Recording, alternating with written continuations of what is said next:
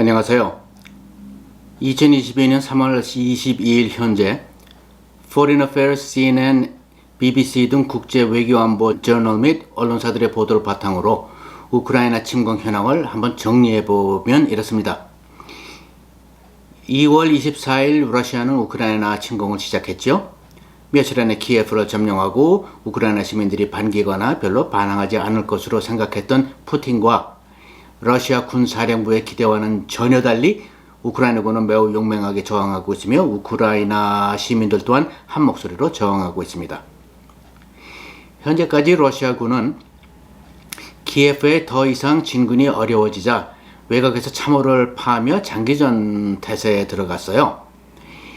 그동안 수많은 사상자를 냈으며 어떤 언론에서는 약 한 10,000명이 벌써 사상자가 났다. 사상자입니까? 그러니까는 죽은 사람, 죽은 병사들이 났다고 그러대요.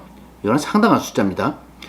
수많은 전차, 장갑차, 전투기, 전폭기 등 군수물자가 파괴되었습니다. 특히 현대전의 필수인 Air Superiority 마저 확보를 못하고 있습니다. 참 특이한 일이죠. 여기에는 영국, 독일, 미국 등 서방 국가들이 앞다퉈 우크라이나에 보낸 대전차 휴대용 미사일과 휴대용 지대공 미사일들이 큰 힘이 되었으며 미국과 EU가 주축이 되어 러시아에 가한 역사상 가장 강력하고 광범위한 경제 제재로 루블화는 폭락했고 모스크 증권거래는 마비되다시피 했으며 러시아에 진출했던 세계 각국의 다국적 기업들은 떼지어서 철수하고 있습니다.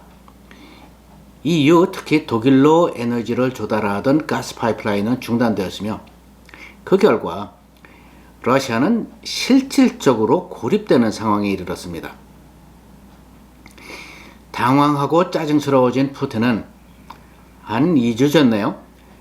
핵무기 가능성을 슬쩍 한번 비쳤죠. 무시무시한 얘기입니다. 우크라이나의 군 또는 전략적 시설들이 아닌 우크라이나 시민들을 상대로 폭격을 또 시작했어요. 당황한 사람의 행동이죠. 그리고 우크라이나 군에 잡힌 러시아 포로들의 폭로에 의하면은 러시아 군인들은 장성들 외에는 침공 바로 전날까지도 자기네들이 우크라이나를 침공하고자 파견되어 있다는 것을 전혀 모르고 있었다고 그럽니다. 어떤 러시아 장교는 우리는 모두 심판을 받을 것이다 라며 괴로워하기도 했는데요. 이러다 보니 러시아군의 사기는 밑바닥인 것으로 파악되고 있는데 이것 또한 푸틴과 러시아 군 수뇌부의 치명적인 실수로 분석되고 있죠.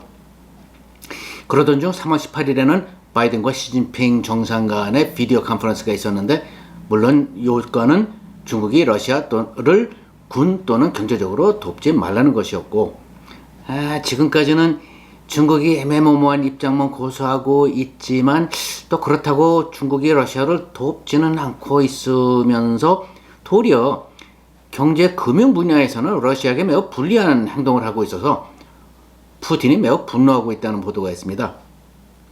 그렇다면 현재에서만 볼 때 러시아가 우크라이나를 침공한 것은 매우 큰 판단 미스에서 비롯된 것으로 보이잖아요. 그리고 러시아군은 이 침공을 성사시킬 준비나 역량이 부족한 것으로 파악되고 있어요. 결과적으로 우크라이나 침공은 장기화될 기미를 보이고 있으며 러시아는 점차 더 깊이 고립되어 가고 있고 이 상황이 자유민주주의 진영 대 권위주의 경찰국가 진영의 대립으로 정리되는 새로운 세계 질서로 자리 잡아 가고 있다고들 평가들 하고 있습니다. 그런데 여기서 우리는 이 격동 속에서 바이든, 푸틴, 시진핑 3명의 지도자들이 인류의 앞날을 결정할 거대한 보이지 않는 전쟁을 하고 있다는 것을 볼 수가 있지 않겠어요? 그러면 오늘 비디오와 다음 비디오에서는 이 3명의 지도자들이 세계 질서와 역사선상에서 무엇을 의미하는 인물들인지 비교 분석해 보도록 하십시다. 보통 사람이 보는 세계와 한국에 오신 것을 환영합니다. 저는 여러분의 호스트 베네딕트입니다. 이 채널에서 세계 정세 속의 큰 그림을 지정학적, 역사적, 문화적 관점에서 같이 생각해 보는 것이 우리 한국의 입장을 이해하는 데 도움이 된다고 생각되시면 구독하시고 좋아요 버튼, 알람 버튼 누르는 거 잊지 말아주세요. 그런데 오늘의 주제에 관련해서 잠시 우크라이나 침공에 대한 한국의 두 대통령 후보의 견해를 소개한 3월 5일자 경향신문 기사를 한번 생각해 봐야 될 것 같아요. 그 내용을 잠시 요약을 해보면은, 이재명 후보는 우크라이나 침공에 대하여 초보 정치인 젤렌스키가 경솔하게 굴다가 진 전쟁을 자초했는데, 이것은 최고 정책 결정권자, 핵위자에 초점을 맞춘 상향식 접근법으로 사태를 본 것이다 라고 말을 합니다. 윤석열 후보의 입장은 유럽 안보를 두고 충돌한 미국과 러시아라고 보았는데, 이것은 세계 질서 구조에 초점을 맞춘, 즉 하향식 접근법으로 사태를 보면서 발언했다고 보도를 했네요. 그러면서 경향신문은 교훈은 왜 정답은 없다, 유권자의 선택에 따랐을 뿐이다 라고 했어요. 물론 최고 정책 결정권자의 성향 및 심리 상태는 외교 안보 분석에서 중요한 점입니다. 그러나 여기서 우리가 잠깐 생각해 볼 것은, 이재명 후보가 그 분석 대상을 푸틴 대신에 젤렌스키에 초점을 맞추어 발언한 것은 통찰이 좀 부족한 발언이라고 생각되네요. 왜냐하면 푸틴은 2008년 그루지아를 침공했죠.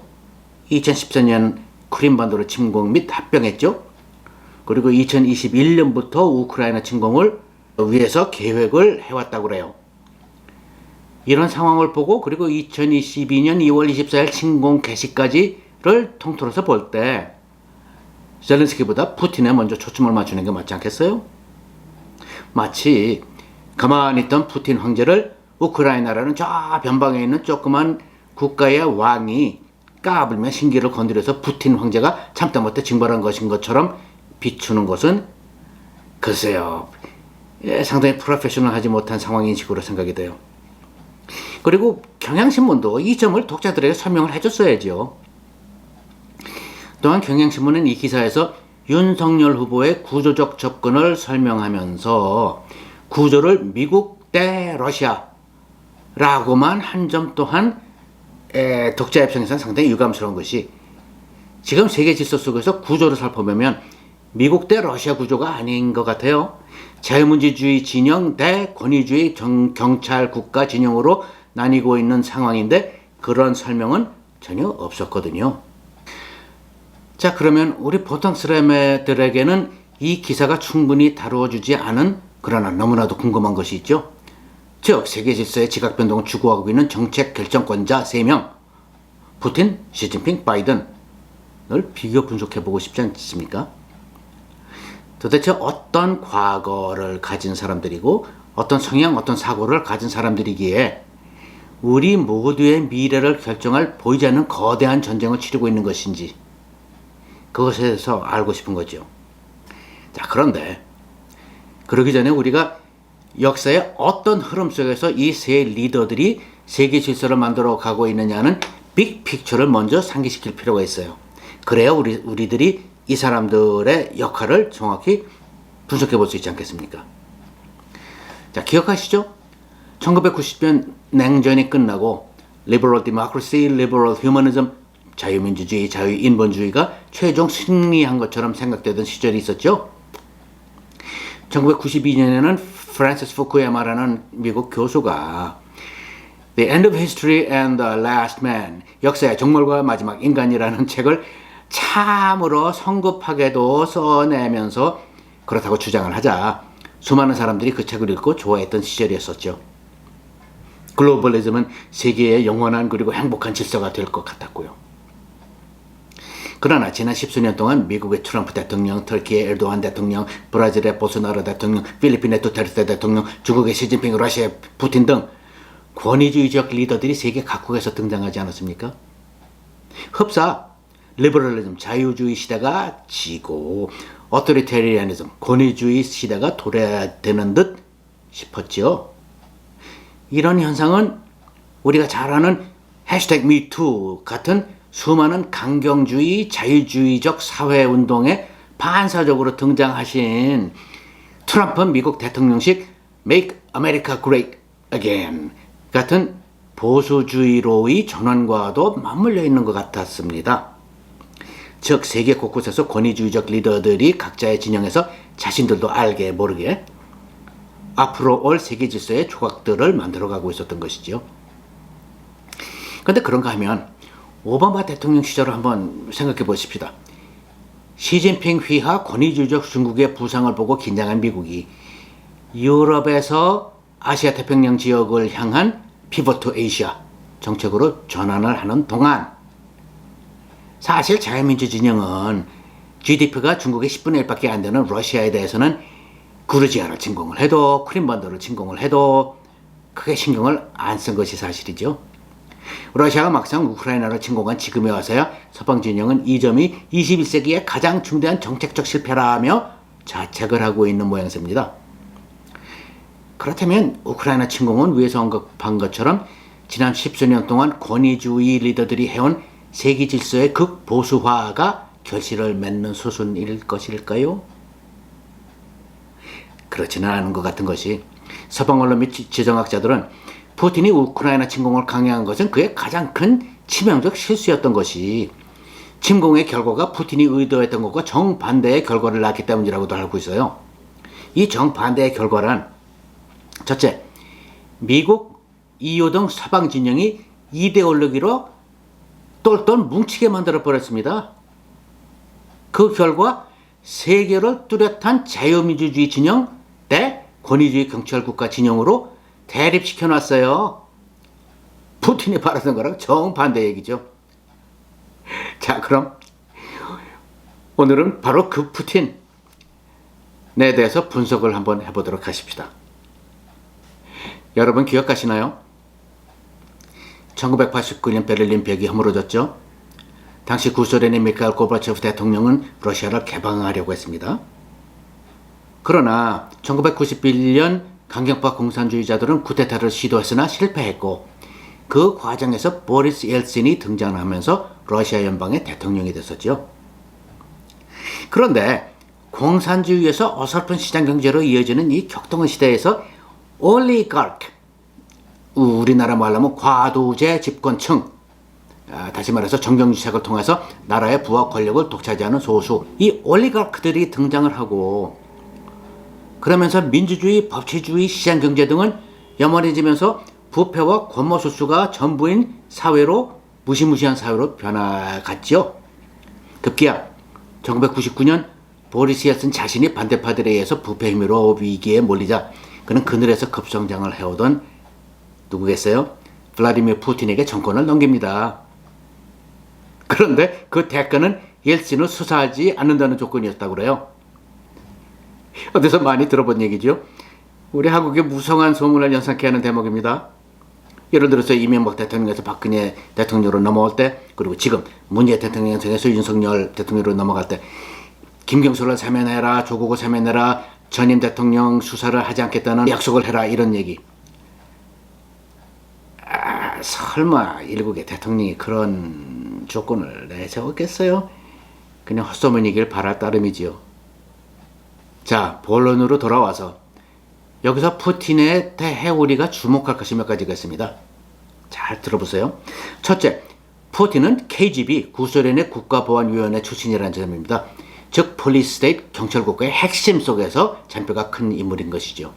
둘째, 푸틴은 뼛속 깊이 구소련 스타일 오토리테리언 권위주의자이라는 점이에요. 셋째, 푸틴은 가슴 깊이 구소련의 영광을 재현시키고자 하는 염원을 가진 사람입니다. 나름 애국자죠.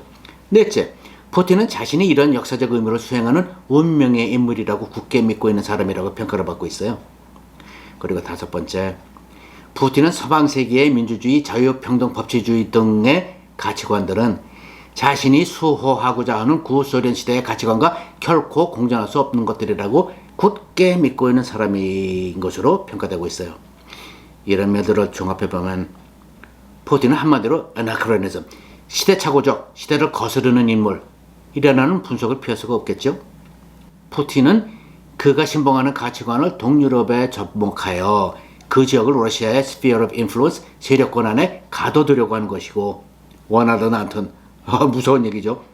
나머지 EU 국가들 그리고 EU와 미국을 이간질해서 분열시키려는 전략을 지속적으로 구사해 왔습니다. 또한 중국과 적당한 파트너십을 형성해서 유라시아 대륙만큼은 자유민주주의가 아닌 권위주의 경찰 국가주의가 지배하는 지역으로 보존하려는 것이겠죠. 이런 그림 속에서 과연 러시아와 중국 간에 누가 유라시아 주도권을 잡느냐 하는 것은 그 후의 문제로 보는 것 같습니다. 그런데 앞서 생각해 본 것처럼 푸틴은 우크라이나 침공이라는 일생일대의 범실을 범하고맙니다. 서방 언론들은 푸틴이 이번 이런 판단 착오를 하게 된 데는 독재자들이 다 그렇듯이 푸틴도 앞서 살펴본 올리가크들에 둘러싸여 있어서 우크라이나에 대하여 그리고 EU 및 미국에 대하여 정확하고 현실적인 정보를 접하지 못하거나 안 하고 있다고 분석하더라고요. 또한 정책을 판단하는 행위 그 자체에 있어서도 반대 의견을 내서 더 정확한 판단을 할 수 있도록 도와줄 수 있는 사람들은 모두 배척해놨으니 푸틴이 정확한 판단을 할 상황도 별로 안 되겠죠. 다시 말해서 전형적인 독재자의 실수인 것입니다. 자, 그럼 푸틴은 앞으로 어떻게 될까요? 물론 이런 생각을 해보는 것은 거의 미래를 내다보는 수준이다 보니까 서방 언론과 지정학자들도 조심스레 말을 하는 상황이지만 이런 말을 합니다. 독재자의 정권은 안정되어 보인다. 무너질 때까지. 이런 얘기를 해요. 우크라이나 전쟁이 속전속결을 못하고 1980년대 구소련이 치른 아프가니스탄 전쟁처럼 흘러가고 러시아군이 계속해서 고전을 하고 그렇다고 핵무기는 차마 사용하지 못하고 그렇다고 푸틴이 자진해서 철수하기로 한다면 정치적으로 자살 행위일 테고 그리고 서방의 경제 제재 때문에 러시아 경제는 파탄나고 러시아 국민의 원성은 높아지고 그리고 특히 북한이랑 상당히 비슷해요. 푸틴 같아서 부와 권력을 누리던 올리가크들도 죽을 지경이 되고 그런 상황에서 급해서 대거 중국의 도움을 받자니 중국의 속국이 되어버릴 것이 뻔하고 이런 상황이라고 치면 혹시 압니까? 러시아 내에서 푸틴을 어떤 방식으로라도 내칠지 북한만큼 공포정치는 뭐 비슷하지만 아직은 북한만큼은 아닌 것 같죠? 그렇다면은 푸틴도 쫓겨날 수 있지 않을까 하는 생각들을 하더라고요. 그렇지만 우리는 이런 생각할 때 조심스럽게 생각해야 됩니다. 왜냐면 이런 계산에 의한 예상이 가능하다면 반대 상황도 계산이 가능하잖아요. 푸틴이 이 전쟁에서 이기거나 기지맥진한 우크라이나로부터 자기가 명분을 챙기기에 충분한 양보를 받아내거나 그리고 EU와 가스 테크놀로지 등 무역도 어느 정도 재개가 된다면 그러면 계속 전체적으로 살아남아서 그렇지만 한번 실수해 본 결과 북한처럼 더 억압스럽고 진한 권위주의 경찰국가로 러시아를 몰고 갈 수도 있다는 예상 또한 가능하지 않겠어요? 자, 그렇다면 다음 비디오 푸틴, 시진핑, 바이든 2편에서는 시진핑과 바이든을 분석해보고 이 세 명 지도자들이 역사와 세계 질서 선상에서 어떤 흔적을 남기고 있는지 비교 분석해서 같이 생각해보도록 하십시다. 왜냐면은 한국에게도 우리 보통 사람들 개인들에게도 직결될 수 있는 것이니까는요. 감사합니다.